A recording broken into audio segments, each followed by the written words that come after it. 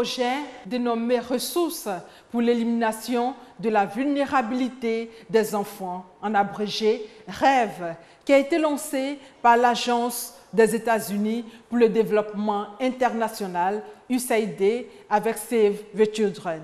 Le projet a été lancé officiellement mardi 19 mai à l'ambassade des États-Unis en Côte d'Ivoire. Pourquoi ce projet? Quelles sont les personnes concernées?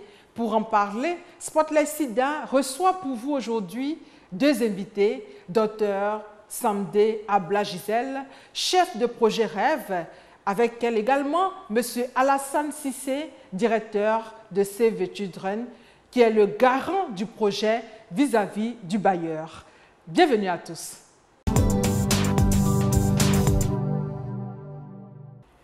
Docteur, merci d'avoir accepté notre invitation. Merci de nous y avoir invités. Monsieur Cissé, merci à vous d'avoir accepté notre invitation également. Merci aussi à vous aussi.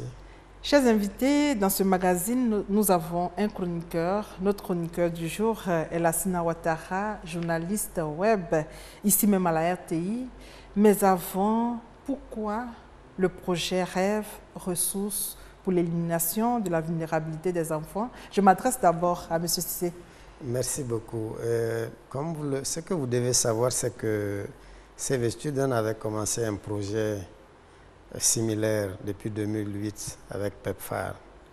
Et ce projet a été conduit avec succès par Save the Children et aussi par ses différents partenaires, y compris le ministère de la Santé.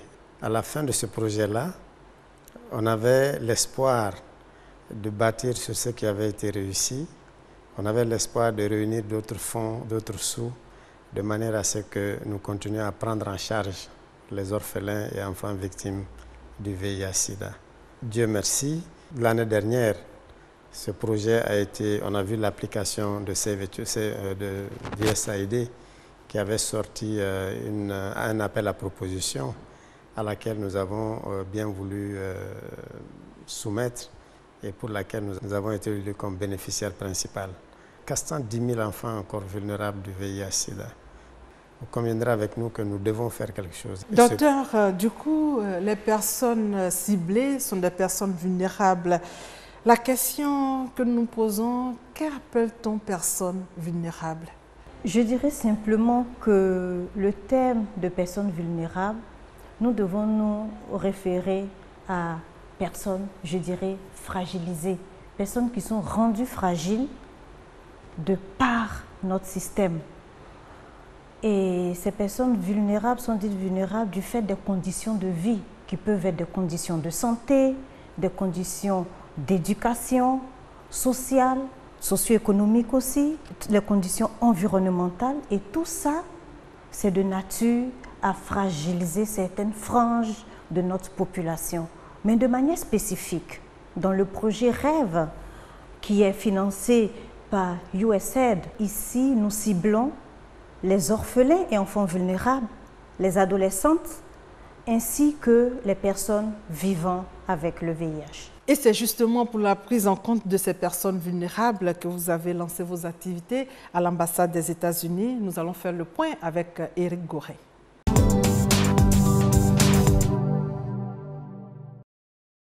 Les ressources pour l'élimination de la vulnérabilité des enfants, REVE, est un projet financé par l'USAID. L'objectif de ce projet est de renforcer la capacité des communautés et des familles. Il sert également à assurer le bien-être de leurs membres, en particulier les plus vulnérables, y compris les orphelins et enfants vulnérables. Il importe que nous accélérons le processus de prise en charge de tous ces enfants vulnérables et de leurs familles, mais surtout que nous ayons rapidement des résultats bien meilleurs en termes de réduction du taux de prévalence de contamination au VIH-Sida. Je pense que le gouvernement est dans sa globalité engagé, mais pour ce qui nous concerne, nous tenons à faire en sorte que les enfants soient épargnés. Plusieurs régions de la Côte d'Ivoire vont être visitées par ce projet. Un projet dont bénéficie Save the Children, cette ONG internationale qui fait de la protection de l'enfant sa priorité. Le projet ne peut que réjouir les concernés. Dans la chanson, je demande à ce qu'on protège les enfants parce que nous sommes le présent et l'avenir du monde.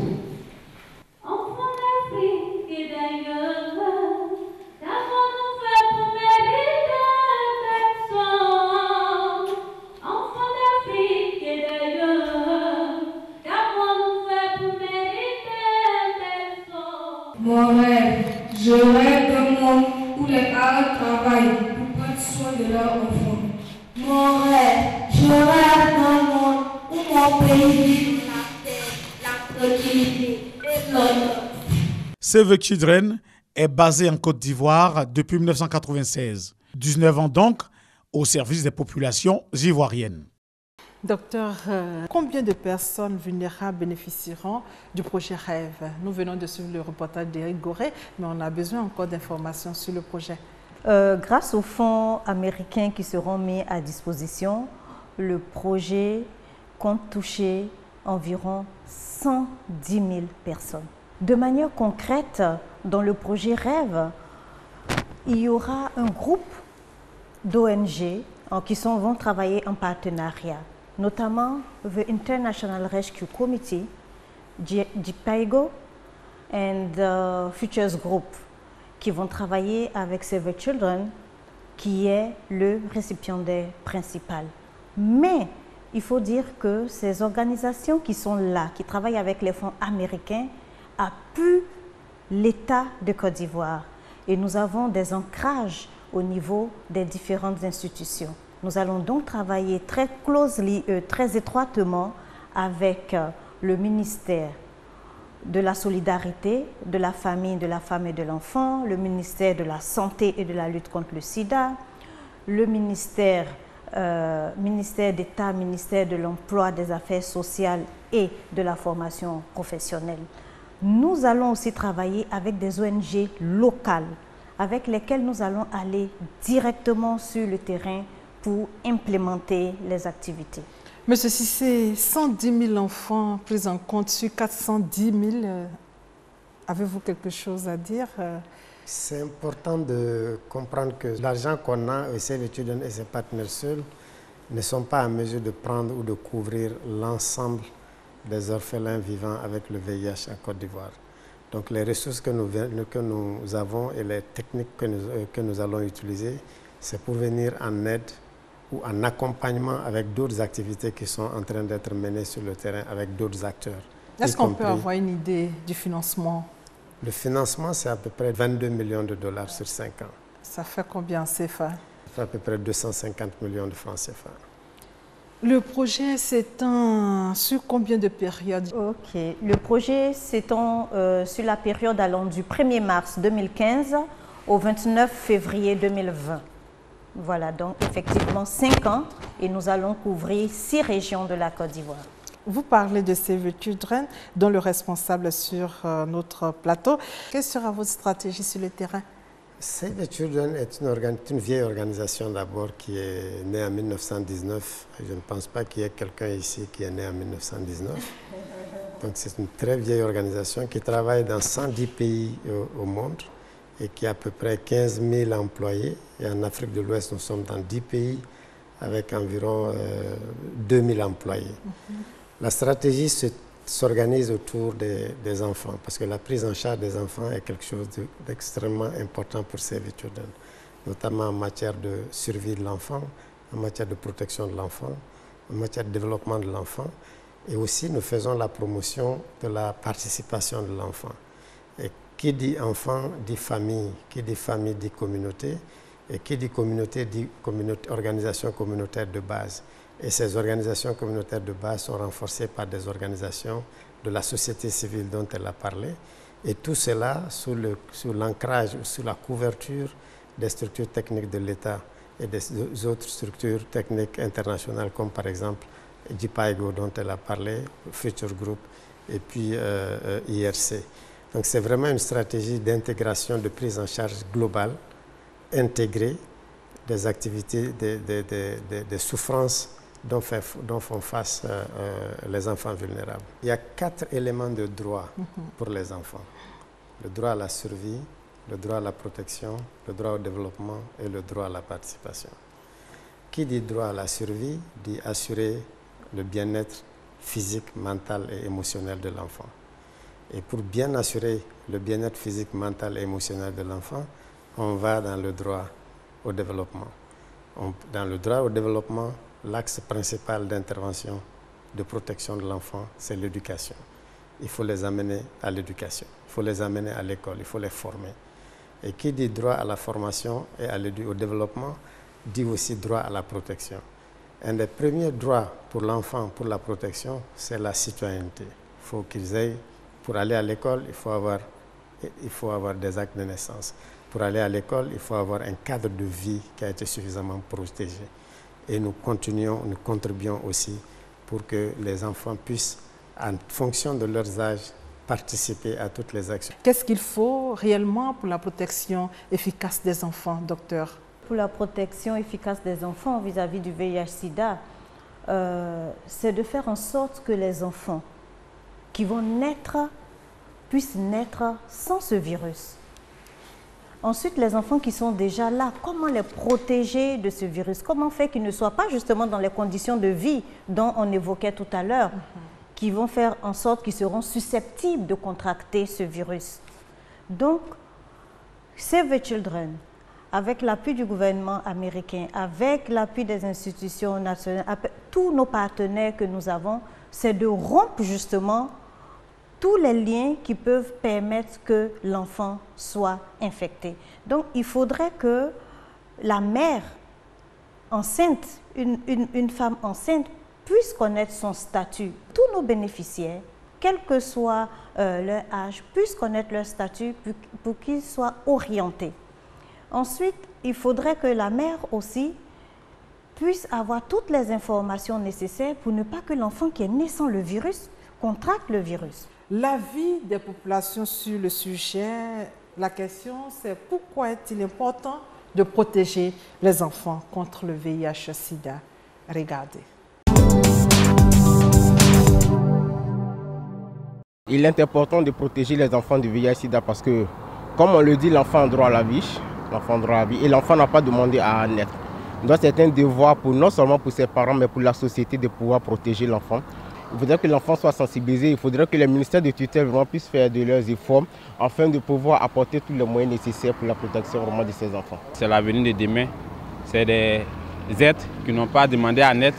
Voilà, donc il faut les protéger. Ils sont tout à fait innocents. Quand les parents sont infectés, les enfants sont innocents. Un enfant, il faut souvent l'expliquer le comportement de la vie. Sinon, il risque de se choper cette mauvaise maladie-là, qui risque d'être un problème pour son avenir. Parce que le sida, c'est une maladie, certes qu'on en parle peu, mais ça fait des ravages. Je crois qu'on doit beaucoup se sensibiliser. Les enfants déjà ils sont vulnérables et n'ont pas la possibilité eux-mêmes de pouvoir se protéger. Et il est important pour les parents de pouvoir les protéger pour essayer de réduire au minimum ou du moins au maximum les risques liés à cette pandémie. Ce phénomène même doit être pris déjà dès la base, c'est-à-dire dès la grossesse de la mère. Il faudrait qu'elle parte déjà à l'hôpital pour déjà se faire encadrer, se faire suivre par les médecins. On peut mener une campagne de sensibilisation pour mobiliser les parents, les sensibiliser à faire plus attention aux objets à la maison utilisés, afin que les enfants ne puissent pas être contaminés. Pour les femmes qui sont enceintes, elles doivent aller à l'hôpital, suivre leur rendez-vous normalement pour que l'enfant ne puisse pas être contaminé ou être atteint d'une autre maladie transmissible. Si nous, déjà les grandes personnes, qui prennent nos précautions, en nous protégeant de ce virus, je pense qu'il en est de même aussi pour les enfants qui sont innocents. Aujourd'hui, je peux utiliser la lame. L'enfant, au fur et à mesure, s'utilise. Oh, ils peuvent manger avec une personne déjà ayant le virus, ne pas le savoir, mais les objets déjà souillants. Donc, il faudrait que les enfants s'abstiennent de celui-là. Monsieur Cissé, avant d'échanger avec le docteur, nous venons de suivre le micro-trottoir. Quelle est votre réaction? Je pense que les auditeurs sont réellement en phase avec ce que nous disions tantôt. C'est important qu'on préserve notre avenir et si on veut préserver notre avenir, il faut vraiment s'occuper des enfants. Le deuxième élément qui ressort dedans et que je pense que sur laquelle il faut beaucoup insister, c'est le rôle et la responsabilité du gouvernement, mais il y a aussi le rôle et la responsabilité des parents. Les parents doivent vraiment s'occuper de leurs enfants de manière à ce qu'ils puissent comprendre un certain nombre de choses. On a l'impression souvent que l'enfant n'est pas capable de comprendre certaines choses. Il faut vraiment parler avec les enfants. Les parents doivent être à côté de leurs enfants, doivent leur expliquer des choses pour que vraiment ils puissent prendre conscience d'un certain nombre de dangers qui les guettent. Ça, c'est le rôle et la responsabilité des parents. Vous avez parlé également du rôle et la responsabilité du gouvernement. Parce que le gouvernement, c'est le premier garant de droit. Quand on parle de droit de l'enfant, Il y a ce qu'on appelle les garants de droit et il y a ce qu'on appelle les bénéficiaires de droit. Et le premier garant de droit, c'est le gouvernement. Le gouvernement doit mettre en place des systèmes, des politiques et des structures de manière à assurer la prise en charge de tout ce qui concerne les droits de l'enfant. Et en même temps, ceux qui bénéficient des droits qui sont les enfants doivent aussi, avec leurs parents, avec leur communauté, à travers les associations de la société civile, attirer l'attention du gouvernement sur le fait que le devoir, c'est vraiment la prise en charge, la prise de mesures adéquates et idoines de manière à baisser la vulnérabilité des enfants. Docteur, le projet REV, comment bénéficie-t-on de ce projet? Grâce à notre partenaire IRC, dont on a parlé tout à l'heure, on va faire ce qu'on appelle un baseline. On va faire l'identification dans les zones cibles des bénéficiaires. Et nous avons des techniques pour faire ça. On rentre dans la communauté, on rentre dans les familles, en lien justement avec les centres sociaux. Nous allons identifier ces bénéficiaires, il y aura un répertoire. Mais il faut dire que le projet REV ne part pas du néant. Il y a déjà beaucoup de choses qui sont déjà faites sur le terrain et nous allons capitaliser ça. Après l'identification des bénéficiaires, nous allons maintenant offrir des services aux bénéficiaires en fonction de leurs besoins. Je donne un exemple. Voilà. Il y a une gamme de services qui sont des services de santé, d'éducation, de nutrition. En fonction du besoin qui sera identifié pour un bénéficiaire donné, c'est ce besoin, c'est ce service-là qui sera offert. Après l'identification, organiser des conseils à travers des groupes de support pour amener les personnes à connaître les services. Je prends le service, par exemple, pour le conseil et dépistage du VIH. Donc, dans la communauté déjà, nous allons susciter, nous allons faire en sorte que les gens connaissent et ils vont avoir envie de connaître leur statut. Docteur, on croit savoir que le PEPFAR est votre partenaire aussi. Nous recevons les fonds de l'Agence américaine pour le développement international, qui est une entité, je dirais, de PEPFAR. C'est une opportunité que vous m'offrez de dire merci à ce bailleur qui met beaucoup de fonds pour l'amélioration des conditions de vie des populations ivoiriennes. Et la RTI, c'est un partenariat. Et je vais finir parce que je suis sûre qu'il y a certains téléspectateurs qui diront, mais dis donc, ils sont ambitieux dans ce projet. Mais il y a un écrivain britannique, Oscar Wilde, qui dit « La sagesse, c'est justement d'avoir des rêves suffisamment grands pour pouvoir les voir quand on les poursuit. » Et c'est sur cette note que je compte sur toute la population pour faire de ce projet une réussite. Merci, docteur. Et maintenant, nous allons passer à la chronique et vous allez céder la place maintenant à notre chroniqueur qui va nous rejoindre et c'est Lassina Ouattara. Bonne arrivée sur notre plateau, Lassina. Merci Delphine. Vous êtes notre spécialiste maison web. Vous avez fait donc le tour de la toile. C'est votre premier passage sur notre plateau. Serge Collier est en mission. Quelles sont les informations que vous avez recueillies justement sur la toile concernant